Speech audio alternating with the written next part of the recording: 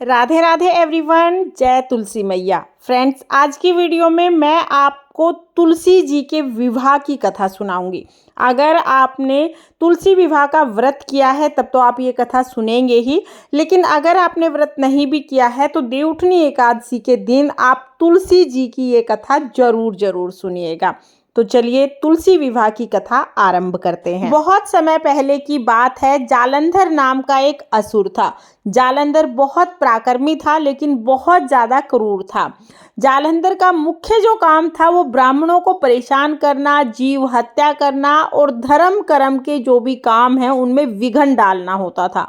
देवता तक जालंधर से बहुत ज्यादा परेशान हो गए थे। सब जगह त्राहिमाम हो गया था।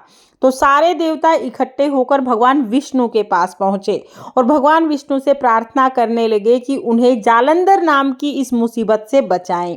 भगवान विष्णु ने अपनी अंत्य शक्तियों से पता लगाया कि जालंधर की जो शक्तियां हैं उसका स्रोत क्या है, उसे शक्तियां कहाँ से प्राप्त होती हैं। भगवान विष्णु को पता चला कि जालंधर की पत्नी वृंदा बहुत ही पतिव्रता स्त्री है और उसके पतिव्रत धर्म के कारण ही जालंधर को सारी शक्तियां प्राप्त होती हैं और जालंधर कभी युद्ध में हारता नहीं है। जब तक जालंधर की पत्नी वृंदा का पतिव्रत धर्म है तब तक जालंधर को कोई नहीं मार सकता। जब ये बात भगवान विष्णु ने सभी देवताओं को बताई तो सभी देवता बहुत ज्यादा चिंतित हो गए, क्योंकि अगर जालंधर रहेगा तो पूरी पृथ्वी पर त्राहिमाम हो जाएगा, सब कुछ नष्ट हो जाएगा। सभी देवी देवताओं ने बहुत विचार विमर्श करने के बाद ये निष्कर्ष निकाला कि किसी भी तरह वृंदा का पतिव्रत धर्म भंग कराना पड़ेगा ताकि जालंधर की हत्या की जा सके। जब जालंधर किसी युद्ध में गया हुआ था उस समय पर भगवान विष्णु ने जालंधर का रूप बनाया और जालंधर का रूप बनाकर वो वृंदा के पास आ गई। वृंदा ने सोचा कि उनके पति युद्ध में विजयी होके आए हैं, तो वृंदा अपने पति का तिलक और आरती करने के लिए द्वार पर पहुंची। भगवान विष्णु ने वृंदा को स्पर्श किया और उससे वृंदा का पतिव्रत धर्म वहीं पर भंग हो गया। जैसे ही वृंदा का पतिव्रत धर्म टूटा वैसे ही युद्ध में जालंधर की हत्या हो गई। और जब वृंदा को ये पता चला तो वृंदा को बहुत ज्यादा दुख हुआ। दुखी होकर वृंदा ने भगवान विष्णु को श्राप दिया कि जिस तरह से मुझे छल से आपने हर लिया है उसी तरह से आपकी पत्नी को भी छल से हरा जाएगा और आपको भी वही वियोग प्राप्त होगा। वृंदा ने वहीं पर अपने आप को अग्नि में समर्पित कर दिया और वृंदा सती हो गई। वृंदा की राख से तुलसी का पौधा उत्पन्न हुआ। भगवान विष्णु को भी वृंदा के साथ किए हुए छल की वजह से बहुत ज्यादा दुख हुआ। भगवान विष्णु ने वृंदा को आशीर्वाद दिया कि देवउठनी एकादशी के दिन जो भी मनुष्य तुलसी का विवाह भगवान विष्णु के स्वरूप शालिग्राम भगवान से कराएंगे उनके सभी प्रकार की मनोकामनाएं पूर्ण होंगी और बिना वृंदा के, बिना तुलसी के भगवान विष्णु कोई भी भोग कभी भी स्वीकार नहीं करेंगे।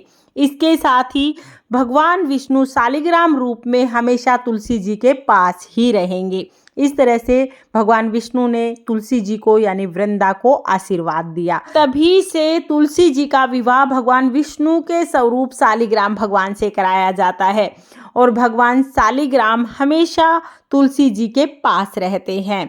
फ्रेंड्स, जो भी मनुष्य तुलसी जी का विवाह शालिग्राम भगवान से संपन्न कराते हैं उनकी सभी प्रकार की मनोकामनाएं पूर्ण होती हैं।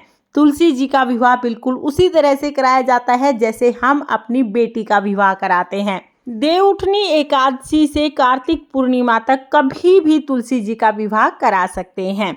तो इस तरह से तुलसी जी का विवाह भगवान शालिग्राम जी से कराया जाने लगा और जो भी तुलसी विवाह संपन्न कराते हैं उनके सभी प्रकार की मनोकामनाएं श्री हरि विष्णु भगवान पूर्ण करते हैं। ये थी तुलसी विवाह की कथा। इसके बाद हम एक गणेश जी की कथा जरूर सुनेंगे। एक बार एक गांव में एक बुढ़िया रहती थी। बुढ़िया को कुछ दिखाई नहीं देता था, अंधी थी, लेकिन वो रोजाना गणेश जी का पूजन जरूर करती थी। बुढ़िया की पूजा से प्रसन्न होकर गणेश जी बुढ़िया के सामने प्रकट हुए और बोले, हे बूढ़ी माई, मैं तुम्हारी पूजा से बहुत प्रसन्न हूँ, तो जो भी वरदान मांगना चाहती हो वो वरदान तुम मांग सकती हो। बूढ़ी माई ने कहा, भगवान, मैं तो वरदान मांगना नहीं जानती।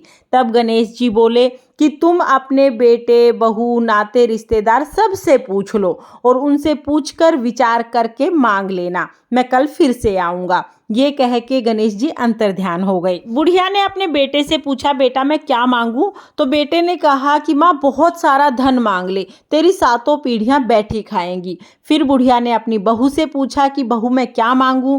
तो बहू बोली, माँ क्या करोगी धन का? सबसे बड़ा धन तो पोता पोती होते हैं, पोता मांग ले।